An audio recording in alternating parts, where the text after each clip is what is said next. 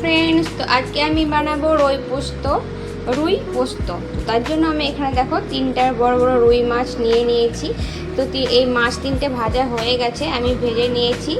তো এবার আমি দেখো কড়াইয়ের মধ্যে তেল দিয়েছি। তো এর মধ্যে আমি দিয়ে দেবো 2টো তেজপাতা আর সামান্য পরিমাণে দিয়ে দেবো চিনি।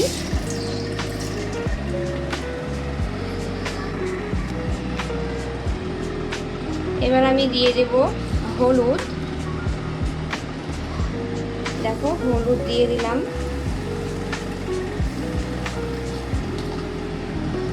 আর আমি দিয়ে দেব, এখানে দেখো আমি মশলা বেটেই রেখেছি আগে থেকেই।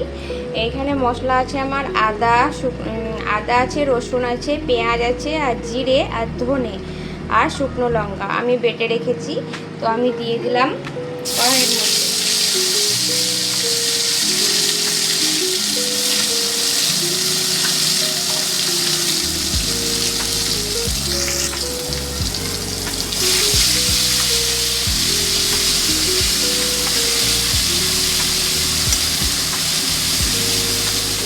ভালো করে মশলাটাকে এবার আমি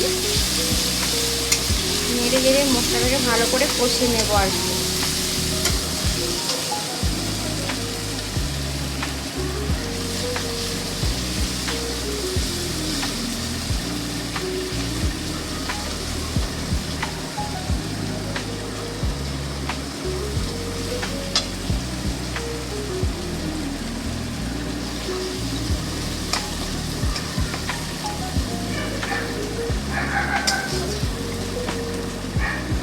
মশলাটা কষানো হয়ে গেছে, এবার আমি দিয়ে দেবো এর মধ্যে জল।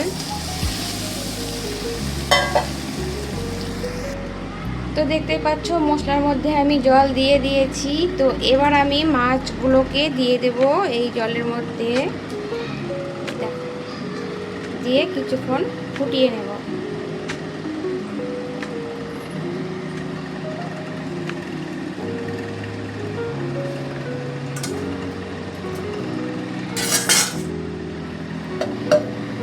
এবার আমি দিয়ে দিচ্ছি স্বাদ মতো লবণ দেওয়া হয়নি, তো আমি লবণটা দিয়ে দিলাম।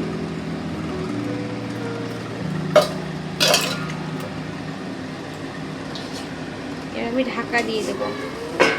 তো আমি আবার আসছি 5 মিনিট পরে। তো বন্ধুরা চলে এলাম 5 মিনিট পরে। তো আমার মাছটা দেখো প্রায় হয়ে এসেছে। তো এবার আমি এর মধ্যে দিয়ে দেব পোস্ত।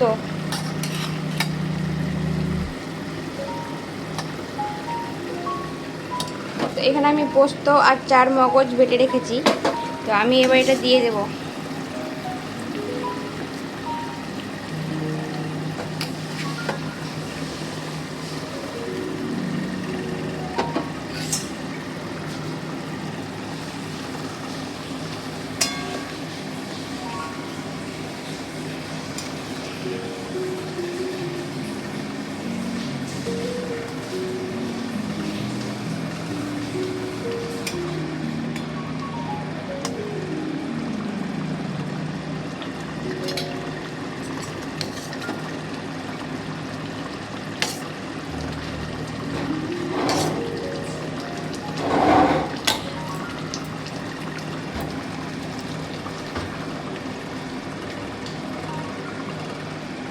তো দিয়ে দিলাম, তোমরা দেখতেই পেলে।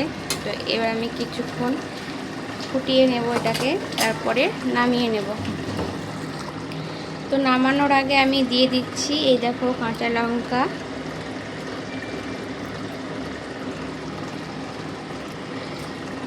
তো বেশি কাঁচা লঙ্কা দিইনি, 2-4টে মতো কাঁচা লঙ্কা দিয়েছি।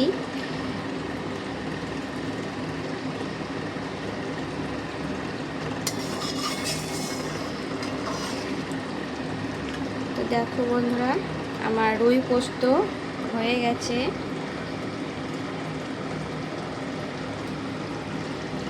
এটাকে আমি এবার নামিয়ে নেব। তো বন্ধুরা দেখতেই পাচ্ছ আমি নামিয়ে নিয়েছি রুই পোস্ত। তো আমার হয়ে গেছে রুই পোস্তটা।